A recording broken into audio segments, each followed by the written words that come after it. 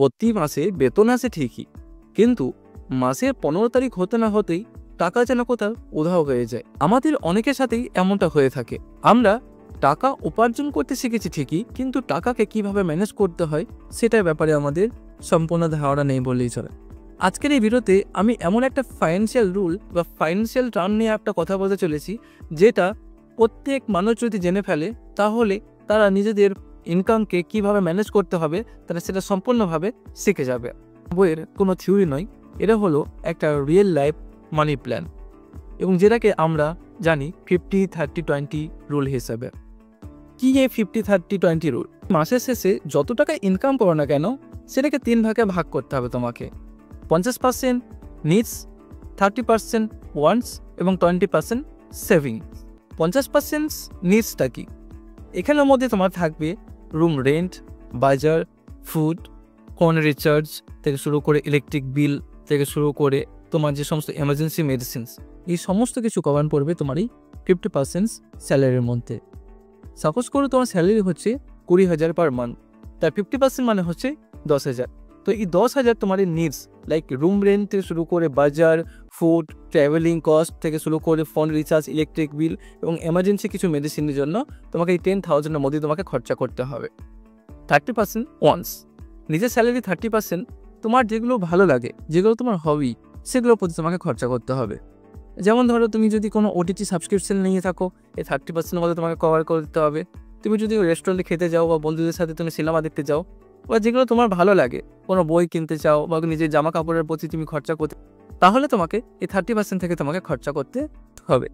আবার অনেকেই আছে দেখবে যারা ফ্যামিলির জন্য কাজে আসে বা যাদেরকে কাজ করে ফ্যামিলিকে দেখতে হয়, তো তারা কি করবে, তারা 30% নিজের একটু স্যাক্রিফাইস করে এই 30% বাড়িতে তারা সেন্ড করতে পারবে। অনেকেই থাকে আমাদের মিডল ক্লাস ফ্যামিলিতে যাদের উপার্জন করার জন্য বাইরে চলে যেতে হয়, এবং যত টাকা ইনকাম করুন না কেন তার স্যালারি 30-40% আমাদেরকে বাইরে পাঠাতে হয়। তো তারা যদি নিজেকে একটু সংযত রেখে নিজের এক্সট্রা খরচাগুলোকে যদি না করে, তো তারা চাইলে তাদের বাড়িতেও পাঠাতে পারো এই 30%-এর মধ্যে। বেঁচে থাকলো 20% সেভিংস। হ্যাঁ, 20% মানে 20%, এর থেকে কম নয়, কারণ 20% থেকে একটু বেশি হলেও অসুবিধা নেই, তোমাকে সেভিং করতেই হবে।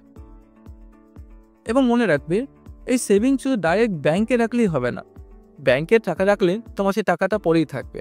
সো তোমাকে এই সেভিংটাকে কিছু জায়গায় ডাইভার্সিফাই করতে হবে।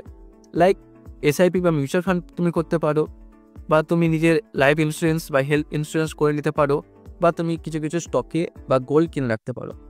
মনে রাখবে, ব্যাংকে পড়ে থাকার থেকে তোমাকে এই সমস্ত যেগুলো আমি মেনশন করলাম সেগুলোর মধ্যে টাকা রাখলাম, সেটা অনেকটাই তোমাকে বেনিফিট দেবে। কারণ তোমাকে এই যে সেভিং 20% সেভিং করছো, তো তোমাকে এমন এমন কিছু জায়গায় তোমাকে টাকা রাখতে হবে যেখানে থেকে তোমাকে প্যাসিভ ইনকাম তোমাকে জেনারেট করে দিতে পারবে। একটা কথা মনে রাখো, আজকের সেভিং আগামী দিনের স্বাধীনতা।